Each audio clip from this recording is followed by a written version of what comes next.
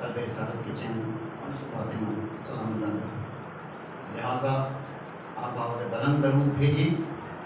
अल्लाहुम्मा सल्ली अला मुहम्मद व आलि मुहम्मद। बिस्मिल्लाहिर्रहमानिर्रहीम।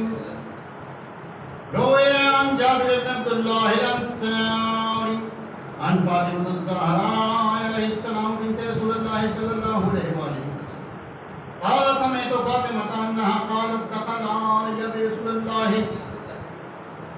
في بعض الأيام فقال السلام عليك يا فاطمة فقلت عليك السلام قال إني أجد في بدني ضعفا فقلت له اذهب بالله يا متاع من الزوف فقال يا فاطمة ائتني بالكساء واليماني فقدتني به فأتيته بالكساء واليماني فقدته به وصرت أنظر إليه وإذا وجهه يطلع لو كأنه البدر في ليلة تمامه والكمال.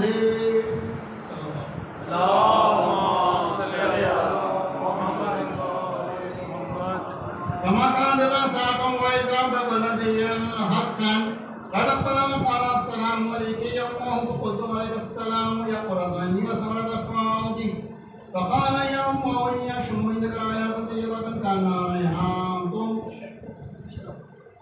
جد رسول الله فقلت نعم جدك تحت الكساء.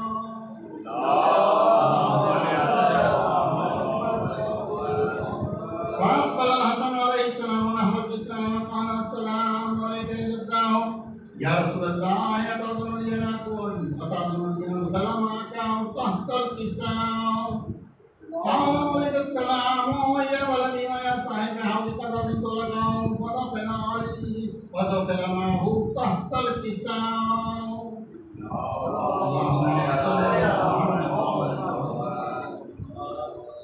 فما كان الله صاحبه وإذا ببلدي الحسين قد قال وقال السلام عليك يا أمه فقلت عليك السلام يا ولدي ويا قرة عيني وسمرة فؤادي فقال لي يا أمه إني أشم عندك آيات طيبة كان آيات رسول الله فقلت نعم جدك وأخاك تحت الكساء.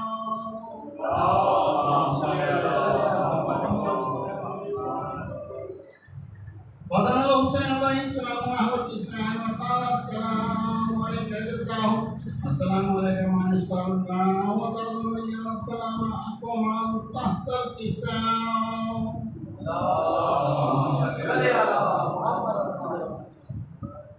فقال عليك السلام يا ولدي ويا شافع أمتي قد أذنت لك ودخل معهم تحت الكساء.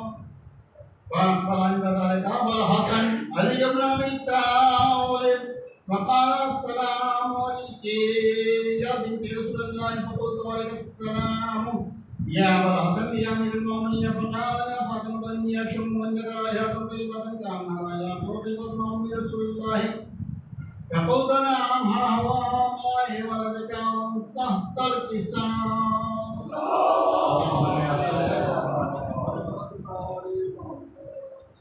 فأقبل علي عليه السلام نحو الكساء وقال السلام عليك يا رسول الله أتظنني أن أكون معكم تحت الكساء؟ قال له عليك السلام يا أخي ويا وسيم وخليفتي وصاحب الجماع قد أذنت لك فدخل علي تحت الكساء.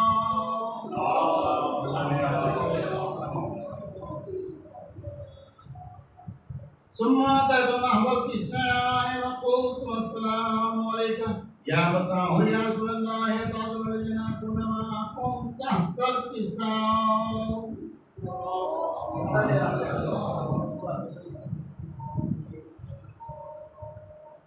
قال عليك السلام يا بنتي ويا بصرتي قد أذنت لك فدخلت تحت الكساء.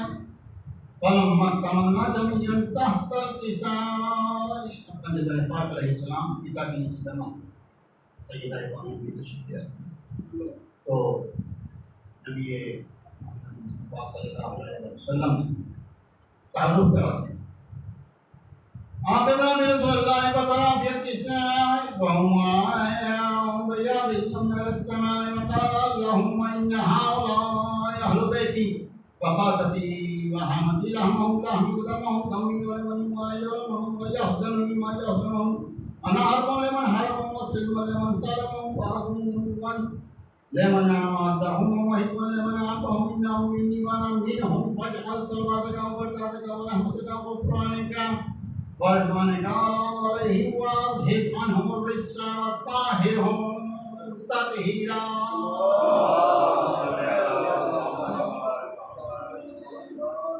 فقال الله عز وجل يا ملائكتي ويا سكان السماوات إني ما خلقت السماء مبنية ولا أرضا مطهية ولا قمرا منيرا ولا شمسا مضيئة ولا أفقا يدور ولا بحرا يجري ولا أفقا يسري إلا في محبتها خمسة الذين هم تحت الكساء.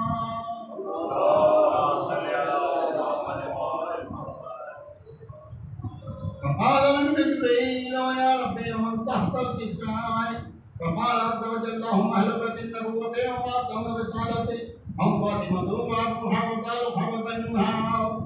فقال جبريل يا ربي أتعظم من أهل بيت العاص ليكون معهم سادسا. فقال الله نعم قد عظمت لك فضه بدل من جبريل.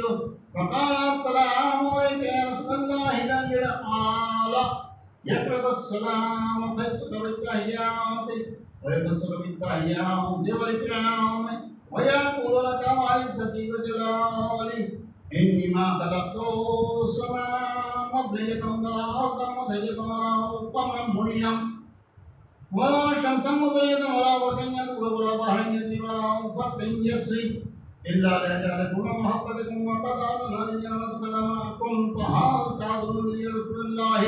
فقال رسول الله وعليك السلام يا أمين الله إنهم نعم قد أذنت لك وقال جبريل ونعم تحت الكساء.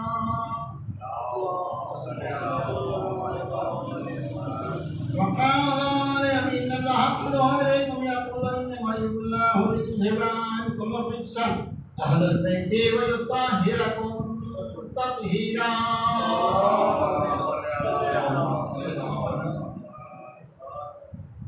فقال لأبي يا رسول الله أخبرني ما يجوزنا هذا تحت الإسلام من الفضل عند الله. فقال النبي صلى الله عليه وآله والذي كان أصدق لك النبي واصطفى برسالة النبي وذكر خبرناه بما فهمنا في العرش وفي مشيئتنا ومهبنا إلا ما نزلت عليهم الرحمة فأصدقهم الملائكة واستغفرت لهم إلى أن يتفرقوا. فقال علي عليه السلام وإذن الله فزنا نفعل شيئتنا ورب الكعبة.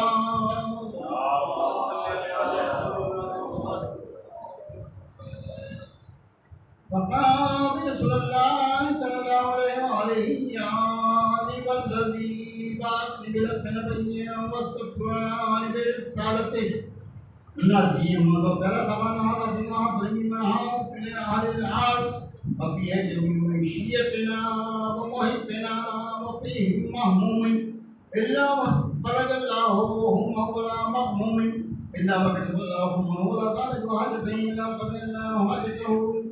فقال عليه السلام وإذن الله فزنا وصعدنا وكذلك شيئتنا فاز والصعيد في الدنيا والآخرة ورب الكعبة. اللهم صل على محمد وآل محمد. اللهم صل على محمد وآل محمد. اللهم صل على محمد وآل محمد. يا محمود بحق محمد ويا رب بحق علي ويا فاطر السماوات بحق فاطمة السماوات ويا محسن بحق الحسن ويا قديم الإحسان بحق الحسين بن الإسلام أكبر الكتاب قصيدة परवरदिगार इसके तवस्सुल से हदीस की सच आसान की सच हम पर रहमत करते हैं या अल्लाह आले मोहम्मद के मानने वालों की मदद करो परवरदिगार